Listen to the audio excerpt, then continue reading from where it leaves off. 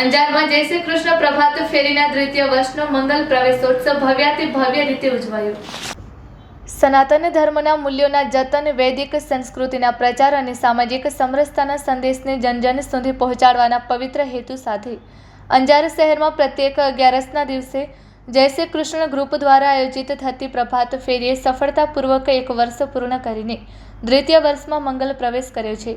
આ અવસરે જેઠ સુદ 11 ભીમ 11 નિર્જળા એકાદશીના પાવન દિવસે ભવ્ય પ્રભાત ફેરી અને સન્માન સમારોહનું આયોજન કરવામાં આવ્યું હતું. પ્રભાત ફેરીનો પ્રારંભ અંજારના શ્રી દરિયા સ્થાન મંદિરથી થયો હતો. સૂર્યોદયની પ્રથમ કિરણ સાથે શ્રી રામસખી મંદિરના મહંત શ્રી કીર્તિદાસજી મહારાજ તથા શ્રી સચ્ચિદાનંદ મંદિરના મહંત શ્રી ત્રિકમદાસજી મહારાજના પવિત્ર હસ્તે ભગવદ્ ગીતાના પાવન શ્લોકોના પાઠ સાથે પ્રભાત ફેરીને પ્રસ્થાન કરાવવામાં આવ્યું હતું.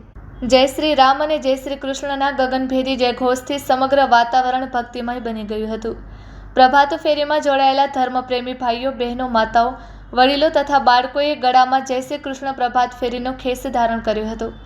હાથમાં સનાતન ધર્મની ભગવી ધજાઓ અને ધર્મ જાગૃતિના સંદેશ આપતા સૂત્રો સાથે સમગ્ર શહેરમાં અનોખો આધ્યાત્મિક માહોલ સર્જાયો હતો.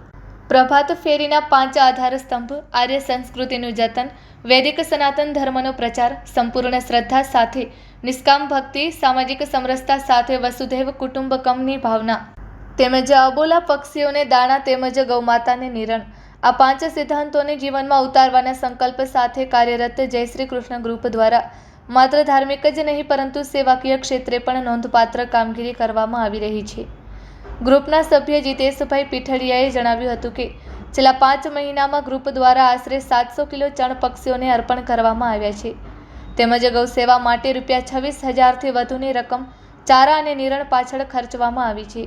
પ્રભાત ફેરી શ્રી દરિયાલાલ મંદિરથી પ્રસ્થાન કરીને શ્રી મોહનરાયજી મંદિર, શ્રી જલારામ બાપા મંદિર, શ્રી આશાપુરા માતાજી મંદિર, શ્રી માવાદાદા મંદિર તેમજ શ્રી રુદ્ર હનુમાનજી મંદિર, શ્રી દ્વારકાધીશ મંદિર, શ્રી રામોટા ચોક, શ્રી સચ્ચિદાનંદ મંદિર તેમજ શ્રી વાઘેશ્વરી માતાજી મંદિર, શ્રી માધવરાયજી મંદિર, શ્રી નાગનાથ મહાદેવ મંદિર તથા શ્રી કષ્ટભંજન હનુમાનજી મંદિર જેવા પવિત્ર ધામોમાંથી પસાર થઈને અંતે શ્રી રામસખી મંદિર ખાતે પૂર્ણ થઈ હતી. પ્રભાત ફેરી દરમિયાન વિવિધ મંદિરોમાં ભક્તિમય સ્તુતિઓ અને સ્ત્રોતોનું ગાન કરવામાં આવ્યું હતું. શ્રી માધવરાયજી મંદિરમાં શ્રી નંદકુમાર અષ્ટકમ, શ્રી નાગનાથ મહાદેવ મંદિરમાં વેદસાર શિવ સ્તોત્ર તથા શ્રી રામસખી મંદિરમાં હનુમાનજીની વિશેષ આરાધના કરવામાં આવી હતી. ભક્તિ, શ્રદ્ધા અને આધ્યાત્મિકતાનો અનોખો સંગમ સમગ્ર યાત્રા દરમિયાન અનુભવાયો હતો. પ્રભાત ફેરી પૂર્ણ થયા બાદ શ્રી રામસખી મંદિર ખાતે પ્રભુ શ્રી રામને થાળ ધરાવી મહાઆરતી કરવામાં આવી હતી. ત્યારબાદ ઉપસ્થિત તમામ ભાવિકોને પ્રસાદીનું વિતરણ કરવામાં આવ્યું હતું. દ્વિતીય વર્ષના મંગલ પ્રવેશ નિમિત્તે છેલ્લા 1 વર્ષથી પ્રભાત ફેરી સાથે અવિરત રીતે જોડાયેલા સભ્યો, સેવાભાવી કાર્યકરો, ધ્વજવાહકો, ગૌસેવા અને પક્ષી સેવા સાથે સંકળાયેલા દાતાશ્રીઓ તેમજ વિવિધ રીતે સહયોગ આપનાર ધર્મપ્રેમી ભાઈઓ, બહેનોનું સન્માન કરવામાં આવ્યું હતું.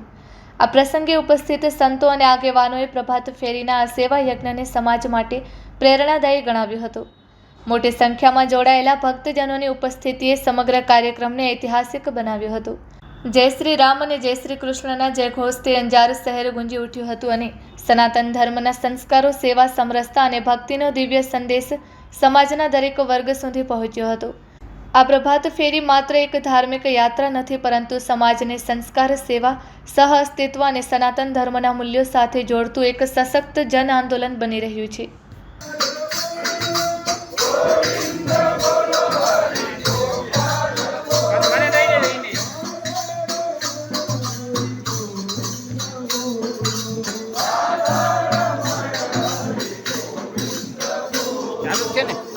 આવી જાઓ, તમે લઈ જાઓ.